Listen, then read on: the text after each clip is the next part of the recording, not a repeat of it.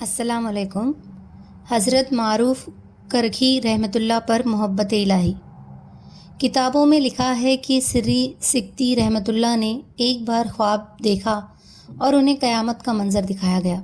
उन्होंने देखा कि क़यामत का दिन है, लोग अल्लाह रब्बुल इज़्ज़त के हुजूर में खड़े हैं और उनमें एक आदमी है जो अल्लाह की मोहब्बत में मस्त और दीवाना है और दीवानों की तरह अल्लाह की याद में लगा हुआ है। पूछा गया कि ये कौन है, तो अल्लाह रब्बुल इज़्ज़त ने फरमाया, ए अहले मौक़फ़, ए यहाँ खड़े होने वाले लोगों, तुम इस बंदे को हैरान होकर देख रहे हो। ये मेरा बंदा मारूफ करखी है। इस पर मेरी मोहब्बत का जज्बा तारी है। इसको उस वक्त तक सुकून नहीं मिलेगा जब तक मेरा दीदार नहीं कर लेगा। लिहाजा अल्लाह रब्बुल इज़्ज़त उनको अपना दीदार अता फरमाएंगे, तब उनके जिस्म में सुकून होगा। मोहब्बत इलाही की पहचान। एक साहब कहते हैं कि मैं एक बांदी खरीद कर लाया। देखने में वह कमज़ोर सी थी, बीमार सी लगती थी।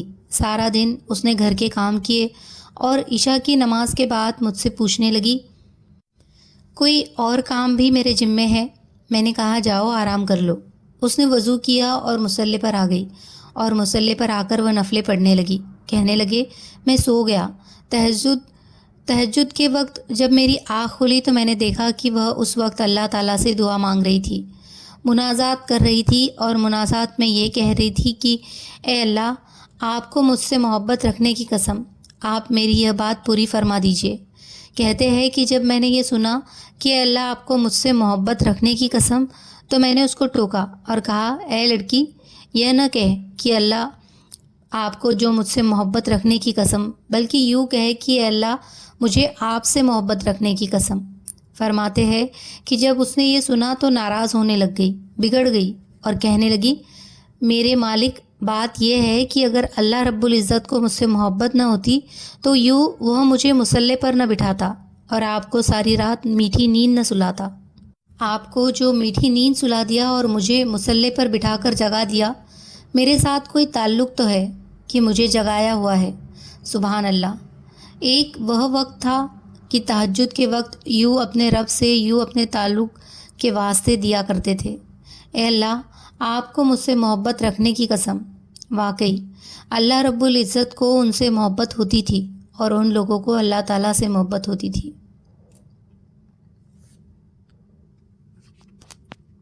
मोहब्बत नबी सल्लल्लाहु अलैहि वसल्लम पर बशारत। एक सहाबी रज़ी अल्लाह अन्हु हुज़ूर सल्लल्लाहु अलैहि वसल्लम की खिदमत में हाजिर होकर अर्ज़ करते हैं कि ए अल्लाह के नबी, मैं एक बात से बहुत परेशान हूँ। जिस वक्त आप सल्लल्लाहु अलैहि वसल्लम की मोहब्बत हमारे दिलों में लहरें मारती है, हम हाजिर होकर आप सल्लल्लाहु अलैहि वसल्लम की ज़ियारत से अपनी आँखों को ठंडा कर लेते हैं। लेकिन जन्नत में तो आप बहुत आला दर्जों पर होंगे। वहाँ पर अगर आपकी ज़ियारत न हुई तो हमें जन्नत का क्या मज़ा आएगा। इसीलिए उसी वक्त हज़रत जिब्रील अलैहिस्सलाम आए और आकर खबर दी। आप सल्लल्लाहु अलैहि वसल्लम ने उस आदमी को बुलाया और खुशखबरी सुनाई। आदमी उसके साथ होगा जिससे उसको मोहब्बत होगी। सहाबा किराम रज़ी अल्लाह अन्हुम फरमाते हैं कि पूरी ज़िंदगी में ईमान के बाद जितनी खुशी इस हदीस से हुई, किसी और हदीस से नहीं हुई, क्योंकि यकीन हो गया कि आखिरत में हमें हुजूर का साथ नसीब हो जाएगा। सहाबा किराम हुजूर सल्लल्लाहु अलैहि वसल्लम से इस तरह मोहब्बत करते थे। मोहम्मद की मोहब्बत है सनद आज़ाद होने की, खुदा के दामन तौहीद में आबाद होने की। हज़रत अबू बकर सिद्दीक़ रज़ी अल्लाह अन्हु का इश्क़ रसूल।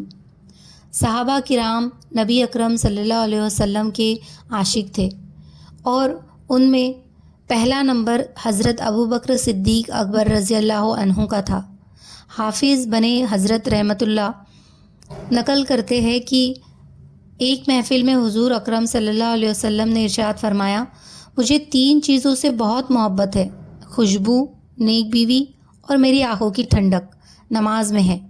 हज़रत अबू बकर सिद्दीक़ रज़ी अल्लाह अन्हुम फ़ौरन बोल उठे, ए अल्लाह के महबूब रसूलुल्लाह सल्लल्लाहु अलैहि वसल्लम, मुझे भी 3 चीज़ें बहुत महबूब हैं। आपके चेहरे अनवर को देखते रहना, दूसरा आप सल्लल्लाहु अलैहि वसल्लम पर अपना माल खर्च करना, और तीसरा कि मेरी बेटी आपके निकाह में है। अब ज़रा तीनों बातों का अंदाज़ा लगाइए कि इनका मरकज़ और जड़ कौन बनता है। وہ نبی اکرم صلی اللہ علیہ وسلم کی ذات اقدس۔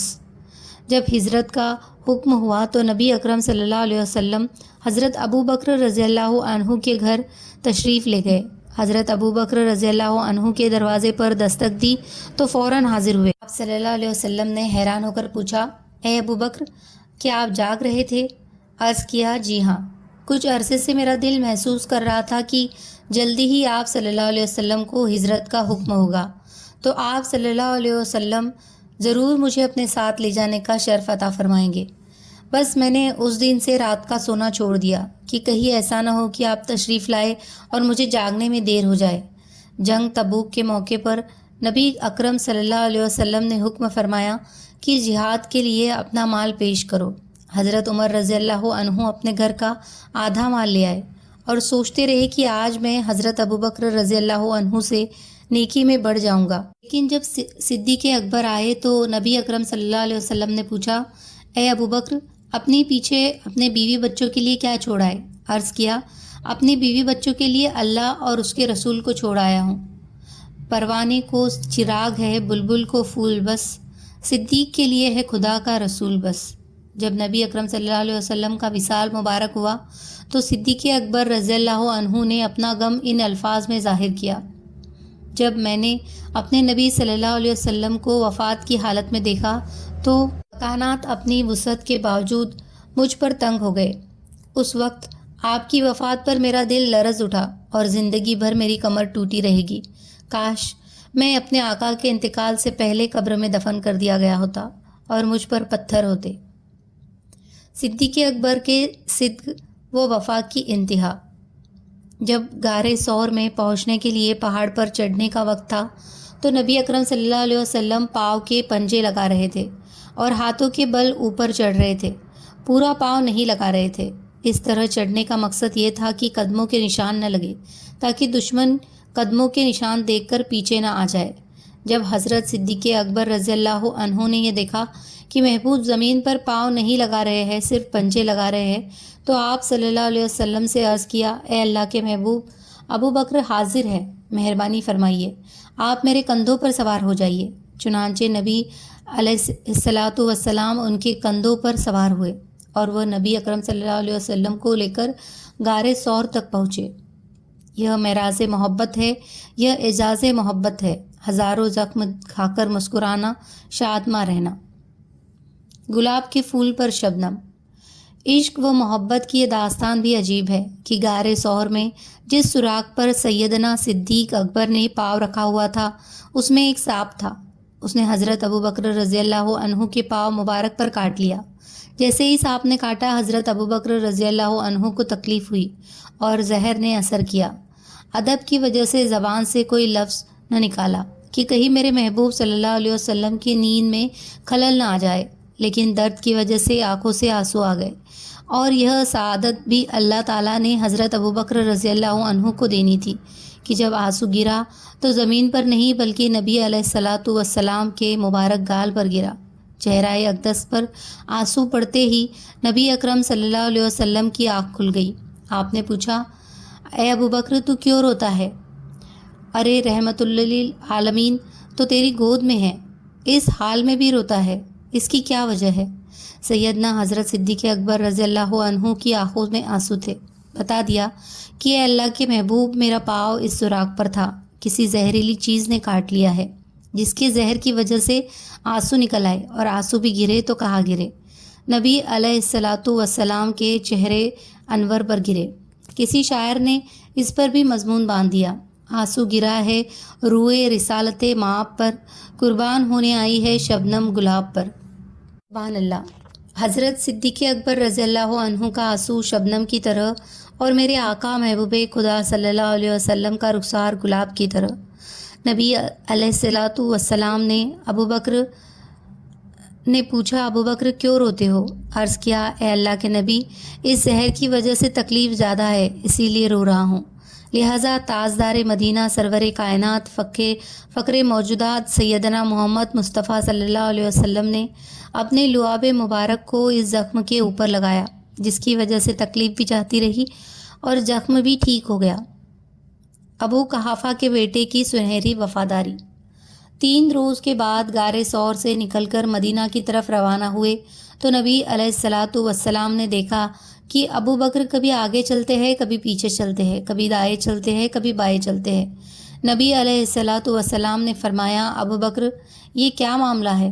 عرض کیا، اے اللہ کے محبوب، جب پیچھے چلتا ہوں تو ڈر لگتا ہے کہ دشمن کہیں دائیں سے نہ آ جائے تو ادھر چلنے لگ جاتا ہوں، پھر ڈر لگتا ہے کہیں بائیں سے نہ حملہ وار ہو تو ادھر چلنے لگ جاتا ہوں۔ جس طرح شمع کے گرد پروانہ چکر لگا رہا ہوتا ہے، ایک عاشق صادق اپنے محبوب صلی اللہ علیہ وسلم کے گرد یوں چکر لگا رہا تھا۔ جب نبی علیہ الصلاۃ والسلام معبد کے گھر پہنچے تو بھوک کی وجہ سے آگے سفر جاری رکھنا دشوار ہو رہا تھا۔ حضرت ابو بکر صدیق رضی اللہ عنہ نے معبد کی اجازت سے بکریوں کا دودھ نکالا اور نبی علیہ الصلاۃ والسلام کی خدمت میں پیش کیا۔ جب نبی صلی اللہ علیہ وسلم نے خوب جی بھر کر پی لیا تو ابو بکر صدیق رضی اللہ عنہ کو خوشی ہوئی۔ چنانچہ بعد میں کسی موقع پر قصہ سناتے ہوئے ابو بکر صدیق رضی اللہ عنہ نے کہا، نبی صلی اللہ علیہ وسلم نے اتنا دودھ پیا کہ میں خوش ہو گیا۔ عشق نبوی کی یہ کتنی پیاری مثال ہے کہ دودھ تو محبوب پی رہے ہیں اور سچے عاشق کا دل خوشی سے پھولا نہیں سماتا۔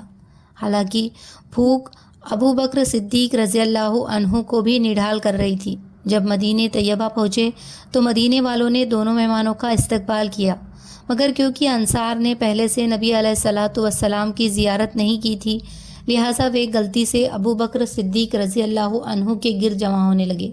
اتباع اتنی کامل تھی کہ حضور صلی اللہ علیہ وسلم اور ابو بکر صدیق رضی اللہ عنہ میں فرق کرنا مشکل ہو گیا تھا۔ رفتار، بات چیت، چال ڈھال، لباس وغیرہ میں اتنے ملتے تھے کہ نقل اور اصل میں کوئی فرق کرنا مشکل تھا۔ حضرت امیر خسرو رحمۃ اللہ فرماتے ہیں، میں تو ہو گیا، تو میں ہو گیا، میں جان بن گیا، تو جان ہو گیا۔ اب کوئی نہیں کہہ سکتا کہ میں اور ہوں اور تو اور ہے۔ یہ فنا فشے کا مقام ہے۔ عشق رسالت معاب میں آگے نکل گئے۔ حضرت عمر رضی اللہ عنہ فرماتے ہیں کہ نبی علیہ الصلاۃ والسلام نے ہمیں اللہ کے راستے میں خرچ کرنے کا حکم دیا۔